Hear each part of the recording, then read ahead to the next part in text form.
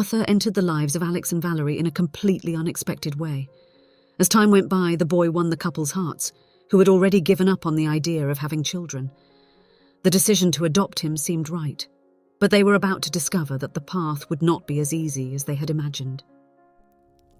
Hello, my friends. I am Linda, and this is the Linda's Stories channel. I hope you enjoy this story. In childhood, dreams soar high and everything seems possible. It is there that we plant the seeds of our wildest dreams, to be an astronaut, pirate, or rock star. But as we grow older, time pushes us toward reality, and those colourful dreams often give way to more tangible ambitions like becoming a doctor or firefighter. It's a pity that when we become adults we look back and see that we abandoned those dreams that once made us so happy. Life suffocates us, forcing us to choose the safer, more profitable, more predictable path. Such was the life of Alex at 45 years old. Stuck in a boring job, without a family to call his own, estranged from the few friends he still had. On his tired face one could see not just the weight of the years, but also the resignation of someone who gave up on his dreams to fit into what life expected of him. In childhood, while other boys dreamed of heroic adventures or space explorations, Alex harbored a somewhat unusual wish. He wanted to be a gardener. Inspired by the lush garden at his grandmother's house, he witnessed the spectacle of nature unfolding with each season, each flower blooming with a delicacy that captivated him deeply. But his father, like so many others, had different dreams for his son. He envisioned Alex pursuing a more respectable, safer, more lucrative career. And so, Alex followed the path his father had laid out for him. Today, as an adult, he had left behind the vibrant hues of the flowers, buried in a mountain of paperwork and enveloped by grey suits and tight ties. His profession demanded endless dedication. Alex had sacrificed much to reach the position he held. The dream of building a family had also been left behind somewhere along the way, but fate was preparing a big surprise for him. That morning, Alex was preparing for yet another of those tedious meetings with a representative of a new client. He expected to meet just another one of those stern men dressed in their grey suits, but he was surprised by a vibrant and colourful figure. The client's representative was Valerie. When she entered the room with her floral blazer and red shoes, Alex's eyes were immediately captivated. With a contagious good morning, she radiated a unique energy, like a true force of nature. Her speech was quick and constant, something fascinating. By the end of the meeting, both Alex and Valerie were pleased with the new business agreements. "Thank you very much, Alex, for the meeting. Despite the terrible coffee you offered me, it seems we have a promising deal," she joked. "Oh, I'm sorry, the coffee here at the company is usually a bit bad." Alex justified himself with an awkward smile. "Don't worry, I was just joking. It's just that I love coffee and have studied a lot about it, so I'm a bit picky," said Valerie, still smiling. "Well, I know a place that serves great coffee. If you'll allow me, I can remedy this embarrassing situation caused by this coffee," he said charmingly. And so that unexpected meeting marked the beginning of a relationship that blossomed as a surprise of fate. Both Alex and Valerie were no longer young and seeking romance, but love seemed to have reserved that moment especially for them. Valerie, like Alex, had also left some dreams behind. Her passion for coffee had always been a constant in her life, and the desire to open a coffee shop had been put on the back burner in favour of building a stable career. In one of those days when they were talking about dreams, a brilliant idea arose. "What if we unite your dream with mine? Let's open a coffee shop in a garden, a place that could be a refuge in the middle of the city," Valerie suggested. Despite feeling a slight fear, Alex saw in the proposal a unique opportunity to finally do something for his own dreams. Finding Valerie and building a future with her seemed genuinely exciting, and so they began their search for the ideal location until they finally found a large plot with an abandoned house. It would be a long road to transform that place into their dream spot, but they were sure it would be worth it. In the first days of the renovation, while Alex was clearing out the old house, he noticed some clothes in one of the rooms, along with food packages, as if someone had been living there. He thought it might be a shelter for a homeless person, but saw no one around, and so the renovation continued. Alex had quit his job and was dedicating himself to each step of the process. One day, while starting to clear the land to begin planting the flowers and plants that would transform the area into a garden, a boy of about 10 years old appeared. He watched attentively as Alex pulled out the weeds and loosened the soil. "Mister, what are you doing?" asked the boy. Patiently, Alex explained to the boy everything he was doing and how he planned to transform that place. The boy, named Arthur, was fascinated. "Can I help you?" he asked. "Sure, take this glove so you don't hurt your hand," said Alex. And so, day after day, Arthur would appear to help Alex with the garden work. "Won't your mother be mad with you spending so much time here?" Alex asked, concerned. "No, it's all good, sir," the boy replied with a smile. The two spent the afternoons taking care of the garden.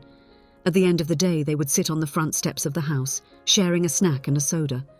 Alex would tell him stories from his childhood, teach about flowers, and they would chat about soccer and superheroes. As he looked at Arthur, Alex couldn't help but imagine what it would have been like if he had had a son. Unfortunately, since Valerie was no longer young, a pregnancy at her age was unfeasible. But those moments with Arthur filled a void he didn't even know existed, bringing a new meaning to his life. Valerie watched with admiration the connection between Alex and Arthur. The bond between them was so strong that they seemed like real father and son.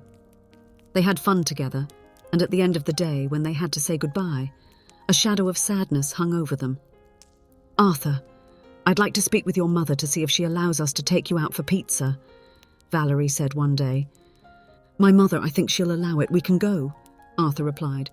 "Arthur, you spend a lot of time here with us. I'd like your mother to meet us so she can be assured, knowing you're safe," Valerie insisted, not knowing she was about to discover the truth about Arthur. "Mrs. Valerie, the truth is I don't have a mother anymore. She died many years ago and my only relative was my uncle, but he abandoned me many months ago. I was living in this abandoned house that you are renovating. Now I'm living in the supermarket parking lot around the corner. Spending the days here with you is the best thing that has happened in my life," said Arthur. Alex and Valerie were shocked by the story of little Arthur.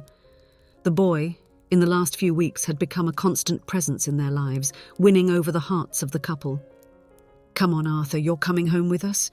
Let's see what we can do to help you," said Valerie, relying on Alex's support. From that day on, Alex and Valerie opened their hearts to caring for the boy. They bought him new clothes, enrolled him in school, and ensured he had all his meals. They decorated a special room for him in their home. After school, he and Alex would dedicate their time to the garden. The renovations were almost complete, and the coffee shop was about to open when an unexpected visitor appeared. A man with a rough appearance and an imposing voice broke the peaceful moment between Alex and Arthur in the garden. "Hey Arthur, seems like you're living the good life, huh kid?" said the man, interrupting them abruptly. "Uncle Dennis," Arthur murmured, his voice trembling. Alex quickly realized that this was the uncle who had abandoned Arthur. "Good afternoon, my name is Alex. The boy has been with us and he is well taken care of," said Alex, trying to remain calm. "Yes, I heard that a couple was taking care of him, so I'm here. If you don't pay me, I'll take the boy," declared the man, his voice harsh and authoritative. Arthur hid behind Alex, making it clear that this man was not someone he wanted to be near. "I am his only relative. If you don't pay me what I want, I'll take him from you. I'll be back in a week to get the money," Dennis insisted, his voice laden with threats. Alex and Valerie exchanged determined looks. They were not willing to let the boy return to his old reality. They were already deeply attached to Arthur and were determined to protect him at all costs. That same day, they contacted social services and a lawyer. They discovered that indeed Uncle Dennis had custody of the boy, but his history of neglect counted against him. A hearing was scheduled, and Arthur's custody would be decided by the court. "You will regret not giving me what I wanted," said Dennis, passing by the couple on the day of the hearing. But Alex and Valerie were determined to fight for Arthur, no matter what happened. Each party presented their positions and arguments during the hearing, but in the end, the judge indicated that there was still someone whose opinion she wanted to hear. "Normally I don't ask the child to speak, but in this case, since Arthur is almost 11 years old, I think he can contribute to this decision," declared the judge in charge of the case. "Hi, my name is Arthur," said the boy shyly. "Arthur, you have been living with the couple Alex and Valerie for the last few weeks. What do you have to say about this time and about the time you lived with your Uncle Dennis?" the judge asked. "Ma'am, when my mum died and I went to live with Uncle Dennis, I was very sad. I spent a lot of time alone until one day he just left. Then I started living in that abandoned house. When I met Alex and Valerie, something changed in my heart. I felt happy. They talked to me, taught me many things. Ma'am, my heart was like that house, abandoned and sad. But when they came into my life, everything became colourful, like that garden I helped plant, said Arthur with all his innocence. Please let me stay with them. Their life is colourful. That day, Arthur gained a new family. His life would never be like that abandoned house again, but instead full of life and colour. Finally, the family inaugurated the cafe and the garden. The dream of the cafe, the garden, and having a family were all realised there. Sometimes dreams take time to come true. They may require patience, perseverance, and even facing unexpected challenges. But in the end, when we keep believing and working to make them a reality, they can materialise in surprising ways.